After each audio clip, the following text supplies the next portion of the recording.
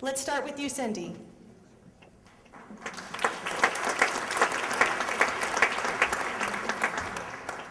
This is weird for me. Usually I'm the one that's answering the question, so I get to ask them now. First of all, I want to say hi, neighbors, and it's great to be here. I think you all are very lucky to have such a great choice. This is true diversity, and I would like to see them go up against corporate mouthpieces for the status quo anytime. But this question is something dear to my heart. And it's for, I think all of our questions are for all the candidates. I don't think any of them are singled out, but how can the Bill of Rights be protected after the next terrorist attack? I'm very interested in protecting the Bill of Rights. Cynthia McKinney. Well, first of all, we ought to try as best we can to prevent the next terrorist attack. And the way that we prevent the next one is to understand the last one. But we don't understand the last one because we haven't had truth around what happened on September 11th. Now, I think it was Benjamin Franklin who said that a population who gives up its rights, liberties in exchange for security deserves neither. And so we do have an infrastructure. We have a military, we have an intelligence infrastructure that can perform for our country if we have leadership that demands that it perform. Cat Swift. Well, prevention is always the best course of action if you want to stop something. And, we need to reinstitute habeas corpus, of course, so that we can have our Bill of Rights back. And of course, this goes back to the economic issue. You address trade deals that are unfair and, find out why it is that people want to blow up something in America.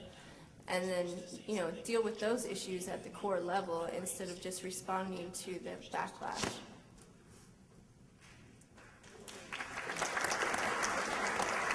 Jesse Johnson. Well, I come from a long line of police officers, actually. And first thing I would say, for what has been said before me here just now, is that, we're in this so-called war on terror. That's a war on a feeling.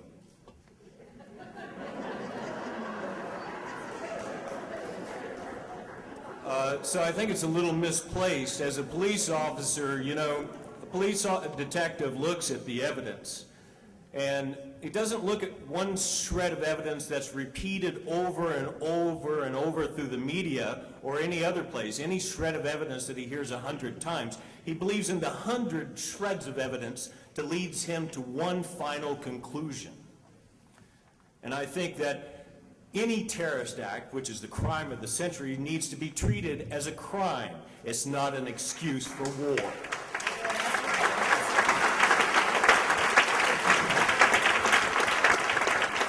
Jared Ball.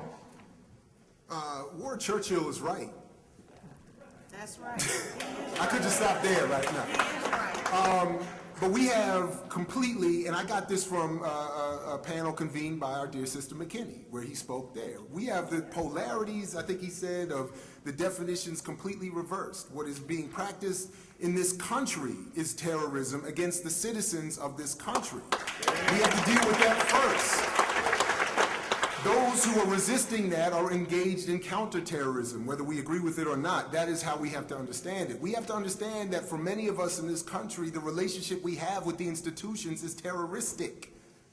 We are preyed upon, whether it's by the police or the military, or whether it's by economic abuse, whether it's through unemployment. That is the terrorism waged against us. Until we build this party and this movement to deal with that, we cannot hope. Until the rights in the Bill of Rights, which have never been extended to everyone in this country, are in fact done so, I'm not really worried about preserving something after another counterterrorist attack. Thank you.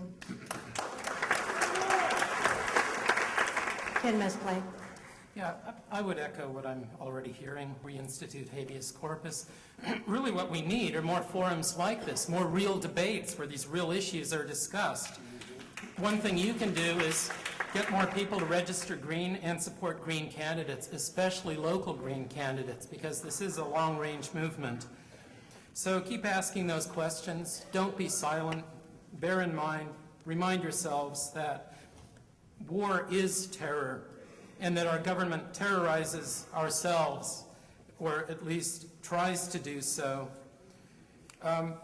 Really take a stance. Get out there in every way you can, because our government is threatened from within, I believe, more than it is threatened from without. Thank you.